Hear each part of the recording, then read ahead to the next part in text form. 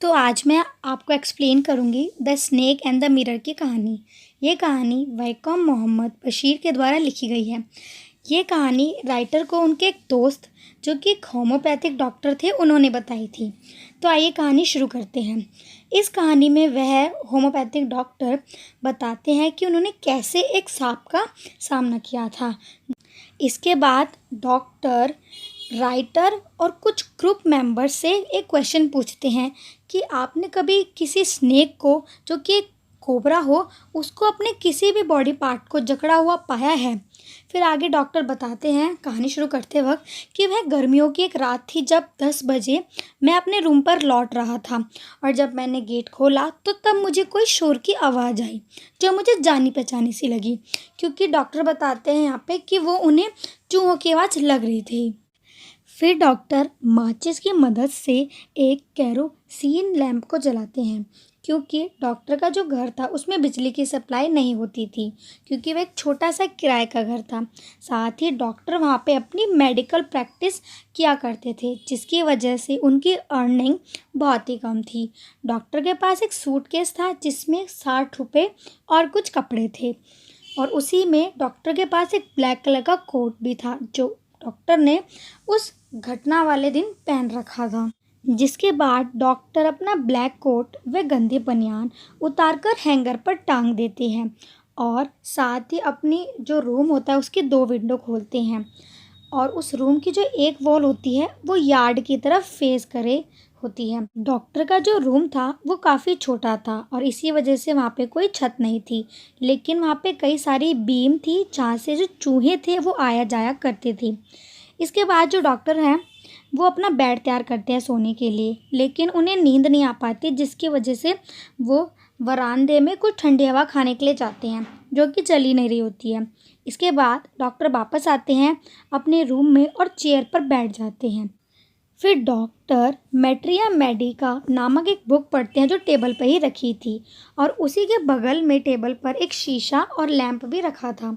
Doctor आगे बताते हैं कि मिरर को जैसे उन्होंने देखा तो उनका मन अपनी मिरर इमेज देखने के लिए करा, और क्योंकि उन दिनों जो डॉक्टर थे वो अपनी ब्यूटी पर कुछ ज़्यादा ही ध्यान दे रहे थे, क्योंकि वह चाहते थे कि वो और हैंडसम लगे, क्योंकि वो अनमैरिड थे और एक डॉक्टर भी थे। इसके बाद वे खुद को मिरर में देखने लगते हैं और अपने बाल जो हैं वो अच्छे से सेट करने लगते हैं। फिर से उन्हें कुछ शोर सुनाई देता है, लेकिन वो इस पे ज़्यादा ध्यान नहीं देते और फिर से मिरर में देखने लगते हैं। मिरर में देखते हुए जो डॉक्टर हैं वो कुछ डिसीजंस लेने की सोचते हैं, जैसे कि मैं डेली शेव करूँगा, दूसरा पतली पतली मूछें रखूँगा अपने फेस पर, थर्ड अट्रैक्टिव स्माइल रखूँगा जिससे मैं ज़्यादा हैंडसम लगूँ, क्योंकि आफ्टर ऑल मैं एक बैचलर और डॉक्टर हूँ।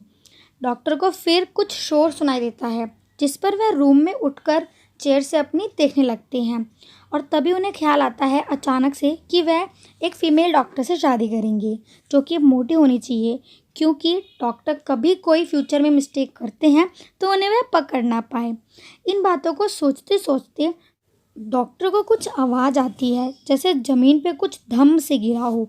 फिर डॉक्टर पीछे देखने की कोशिश कर ही रहे होते हैं कि वह पाते हैं कि उनकी जो लेफ़्ट आर्म है उस पर जो सांप ने कुंडली मार लिया, मतलब उसको अच्छे से लपेट लिया है, और इस वक्त डॉक्टर कुछ भी नहीं कर पा रहे थे, और साथ ही डॉक्टर ने अपनी सांस भी रोक ली थी। डॉक्टर बिल्कुल पत्थर के जैसे हो गए थे, मीन्स कोई भी मूवमेंट नहीं हो रही थी, लेकिन डॉक्टर का जो ब्रेन था वो एक्टिव था। साथ ही चारों ओर कमरे में अंधेरा था, जिस पर डॉक्टर मन ही मन भगवान से प्रे कर रहे थे कि भगवान उन्हें बचा लो, क्योंकि अगर वो थोड़ी सी भी मूवमेंट करते हैं तो सांप उन्हें काट लेगा। लेकिन जब वे ख्याल दिमाग में लाते हैं कि सांप अगर उन्हें काट लेगा तो वो कौन सी दवाई लेंगे, क्योंकि उनके रूम में तो कोई भी दवाई है ही नहीं, और यह बात सोचते ही वह खुद को स्टूपिड बोल रहे थे मन ही मन।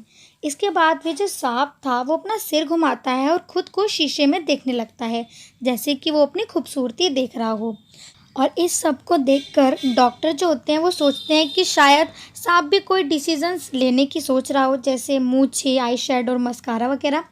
इसके बाद डॉक्टर को कुछ भी समझ नहीं आ रहा होता है, लेकिन तभी जो सांप होता है वह अपने आप डॉक्टर की आर्म को छोड़कर उनकी गोद में से होता हुआ शीशे की तरफ जाने लगता है और फिर अपनी रिफ्लेक्शन को देखने लगता है।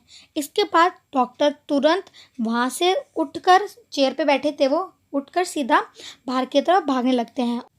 फिर जब वो फाइनली सेफ हो जाते हैं तो जो ग्रुप मेंबर्स होते हैं उनमें से एक आदमी पूछता है कि क्या आपकी वाइफ मोटी थी? जिस पर डॉक्टर कहते हैं बिल्कुल नहीं, और वो अच्छे से भाग भी लेती है। जिस पर दूसरा व्यक्ति बोलता है कि सांप ने आपका पीछा किया था। डॉक्टर बोलते हैं कि मैं तो तब तक भागा जब तक मैं अपने फ्रेंड के हाउस नहीं पहुंच गया। वहां जाकर मैंने बाथ लिया और अब फिर अच्छे से साफ कपड़े पहने। फिर अगली सुबह डॉक्टर ने कुछ फ्रेंड्स के साथ जाकर अपने रूम को चेक किया, क्योंकि वो अपना सामान वहाँ से शिफ्ट करना चाहते थे। लेकिन चोर जो थे वो रात को आए होंगे और ज़्यादातर सामान वहाँ से ले जा चुके थे। लेकिन जो चोर भी छोड़ गए वो थी डॉक्टर की बलियान, गंदी वाली।